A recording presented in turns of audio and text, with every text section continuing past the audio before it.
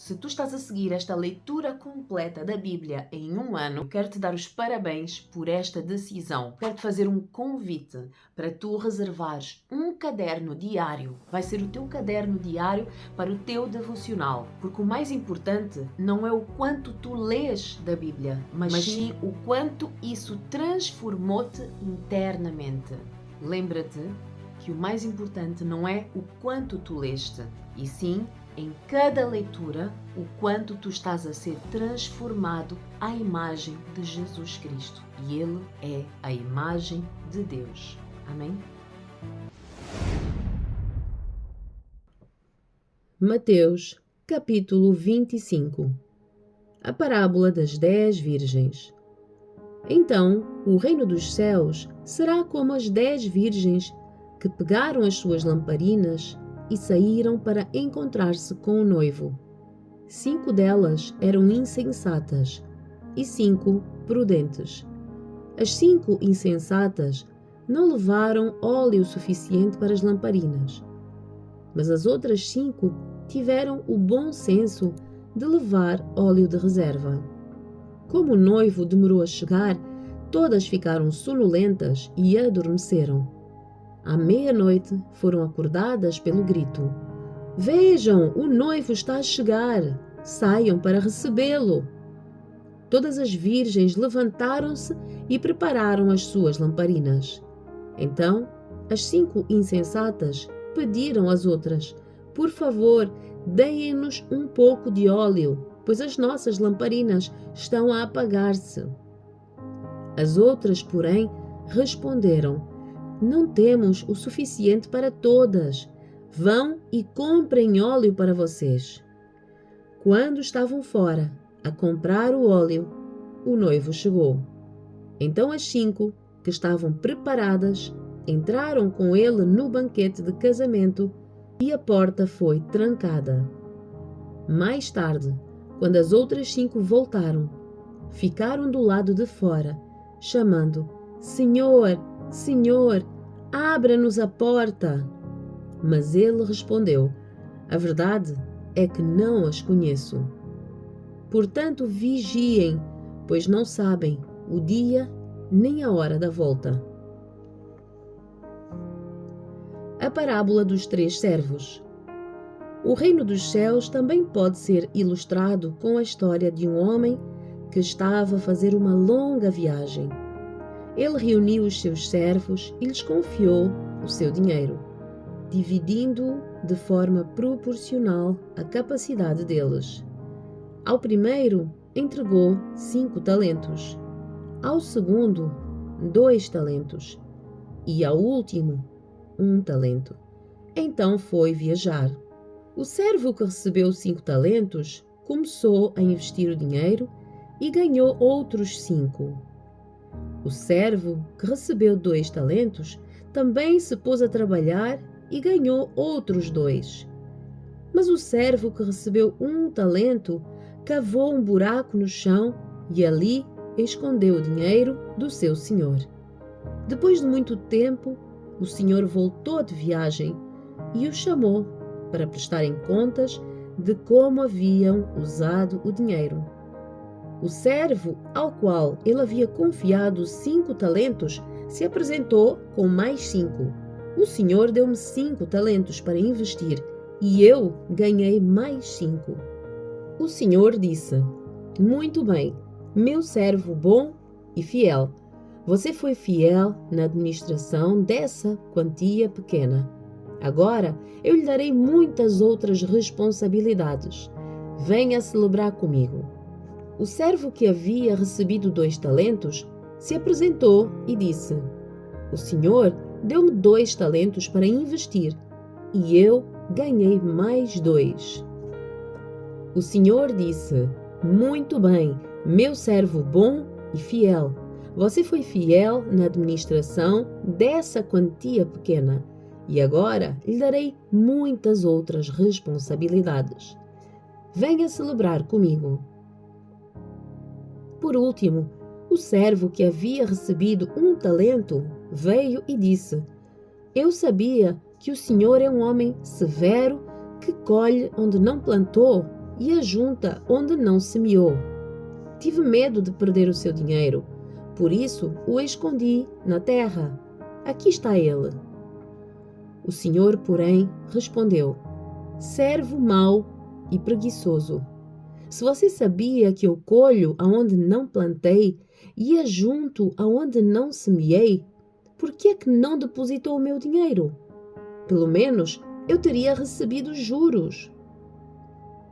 Em seguida ordenou: tirem o dinheiro deste servo e deem ao que tem os 10 talentos, pois ao que tem, mais lhe será dado e terá em grande quantia. Mas do que nada tem, mesmo o que não tem, lhe será tomado. Agora lancem este servo inútil para fora, na escuridão, onde haverá choro e ranger de dentes. O juízo final. Quando o Filho do Homem vier em sua glória, acompanhado de todos os anjos, ele se sentará em seu trono glorioso. Todas as nações serão reunidas em sua presença, e ele separará as pessoas como um pastor separa as ovelhas dos bodes. Colocará as ovelhas à sua direita e os bodes à sua esquerda. Então o rei dirá aos que tiverem à sua direita: venham, vocês que são abençoados pelo meu Pai. Recebam como herança o reino que ele lhes preparou desde a criação do mundo. Pois tive fome e vocês deram-me de comer. Tive sede e vocês deram-me de beber. Era estrangeiro e convidaram-me para sua casa. Estava nu e vocês vestiram-me. Estava doente e cuidaram de mim. Estava na prisão e me visitaram. Então os justos responderão: Senhor, quando foi que o vimos faminto e lhe demos de comer? Ou sedento e lhe demos de beber? Ou como estrangeiro e o convidamos para a nossa casa? Ou nu e o vestimos? Quando foi que o vimos doente ou na prisão e o visitamos? E o rei dirá: eu lhes digo a verdade. Quando fizeram isso ao menor destes meus irmãos, foi a mim que fizeram. Em seguida, o rei se voltará para os que estiverem à sua esquerda e dirá: fora daqui, malditos, para o fogo eterno preparado para o diabo e os seus anjos. Pois tive fome e vocês não me deram de comer. Tive sede e não me deram de beber. Era estrangeiro e não me convidaram para a sua casa. Estava nu e não me vestiram. Estava doente e na prisão e não me visitaram.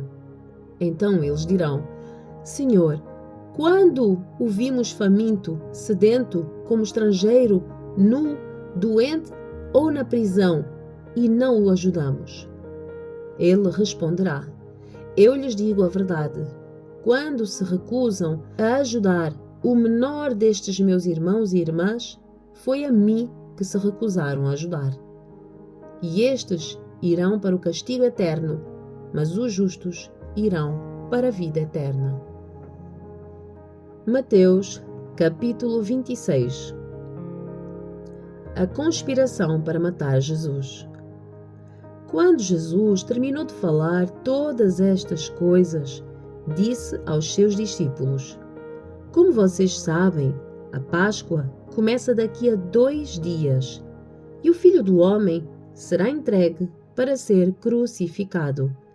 Naquela mesma hora, os principais sacerdotes e líderes do povo estavam reunidos na residência de Caifás, o sumo sacerdote, tramando uma forma de prender Jesus em segredo e matá-lo, mas não durante a festa da Páscoa, para não haver tumulto entre o povo, concordaram eles.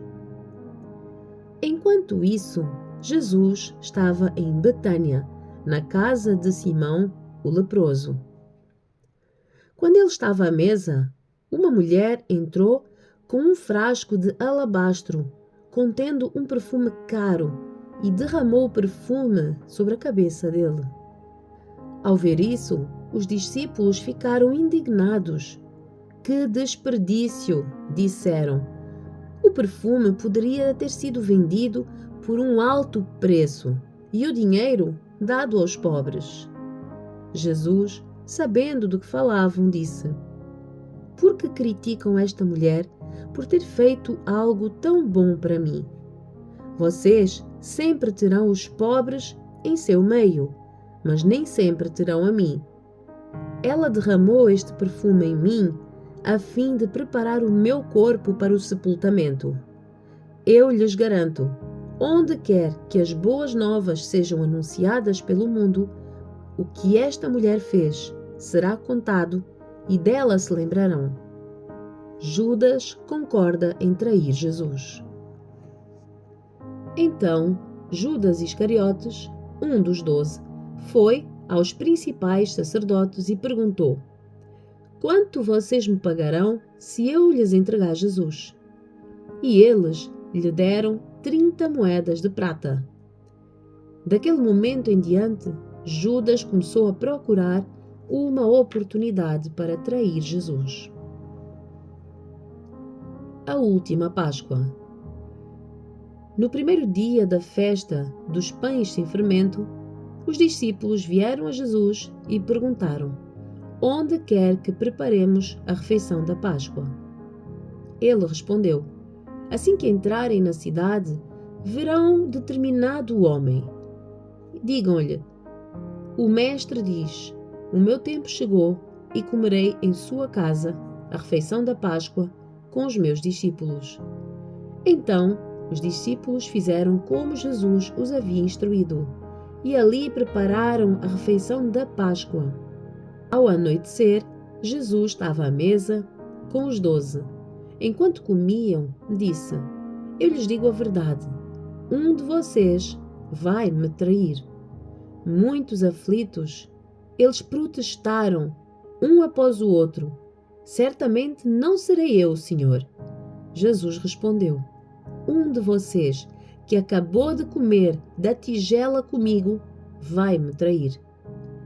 O Filho do Homem deve morrer, como as Escrituras declaram há muito tempo.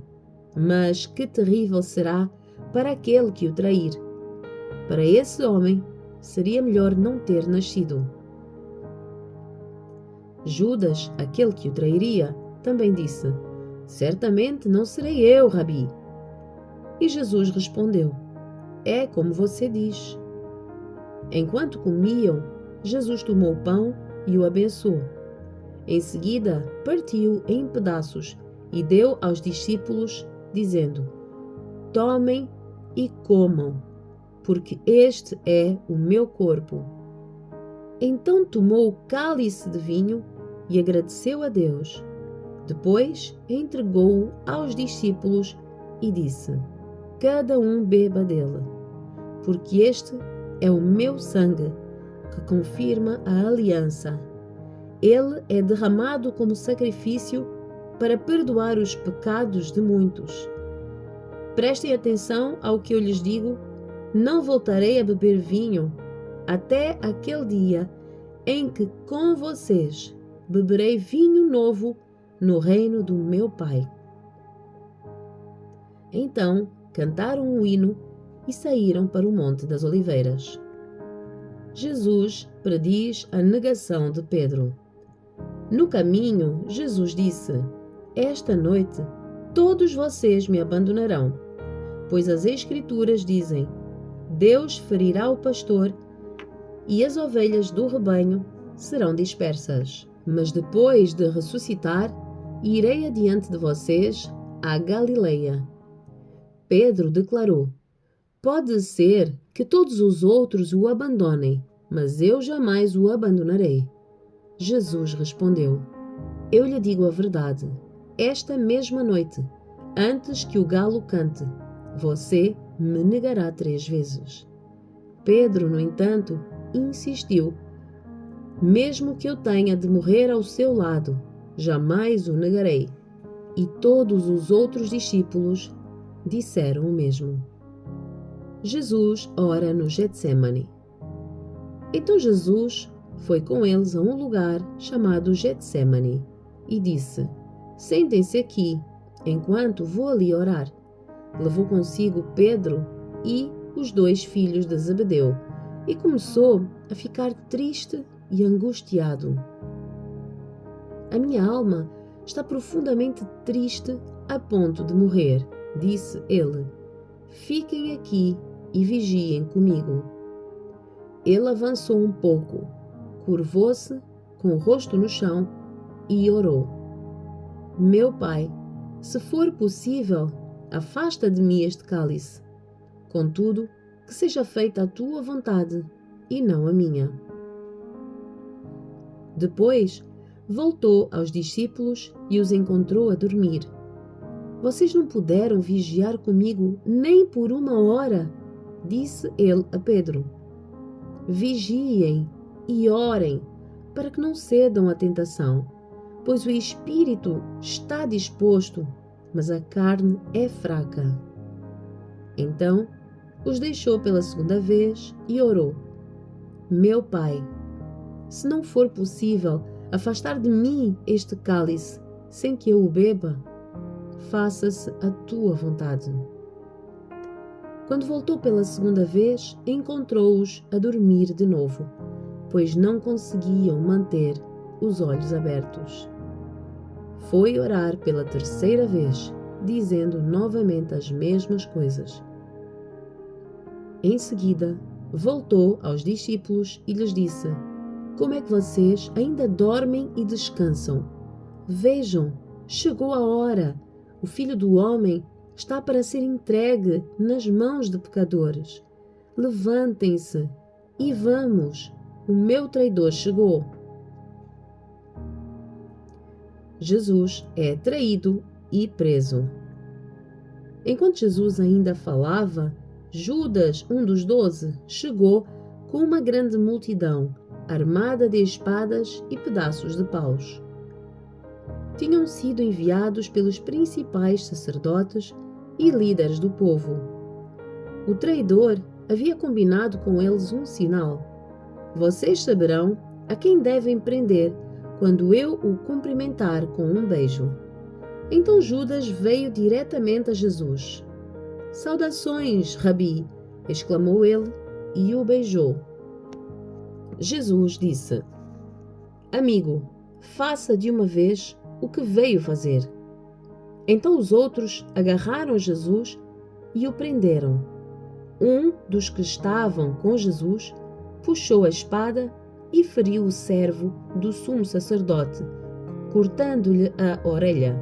Guarda sua espada, disse Jesus. Os que usam espada morrerão pela espada. Você não percebe que eu poderia pedir ao meu Pai milhares de anjos para me proteger? E ele os enviaria no mesmo instante. Se eu o fizesse, porém, como se cumpririam as Escrituras que descrevem o que é necessário que agora aconteça? Em seguida, Jesus disse à multidão: Por acaso sou um revolucionário perigoso para que venham prender-me com espadas e pedaços de pau? Por que é que não me prenderam no templo? Ali estive todos os dias a ensinar. Mas tudo isto está a acontecer para que se cumpram as palavras dos profetas registrados nas Escrituras. Nesse momento, todos os discípulos o abandonaram e fugiram. O julgamento de Jesus diante do conselho. Então os que haviam prendido Jesus o levaram para a casa de Caifás, o sumo sacerdote, onde estavam reunidos os mestres da lei e os líderes do povo. Enquanto isso, Pedro seguia Jesus de longe, até chegar ao pátio do sumo sacerdote. Entrou ali, sentou-se com os guardas e esperou para ver o que aconteceria. Lá dentro, os principais sacerdotes e todo o conselho dos líderes do povo tentavam encontrar testemunhas que mentissem a respeito de Jesus para que pudessem condená-lo à morte. Embora muitos estivessem dispostos a dar falso testemunho, não puderam usar o depoimento de ninguém. Por fim, apresentaram-se 2 homens que declararam: Este homem disse: Sou capaz de destruir o templo de Deus e reconstruí-lo em 3 dias. Então o sumo sacerdote se levantou e disse a Jesus: Você não vai responder a estas acusações? O que é que tem a dizer em sua defesa? Jesus, porém, permaneceu calado. O sumo sacerdote lhe disse: Exijo, em nome do Deus vivo, que nos diga se é o Cristo, o Filho de Deus. Jesus respondeu: É como você diz. Eu lhes digo que, no futuro, verão o Filho do Homem sentado à direita do Deus Poderoso e vindo sobre as nuvens. Então o sumo sacerdote rasgou as vestes e disse: Blasfémia! Que necessidade temos de ouvir outras testemunhas? Todos ouviram a blasfémia. Qual é o veredito? Culpado, responderam. Ele merece morrer. Então começaram a cuspir no rosto de Jesus e a dar-lhe socos. Alguns lhe davam tapas e zombavam. Profetize para nós, Cristo. Quem foi que lhe bateu desta vez?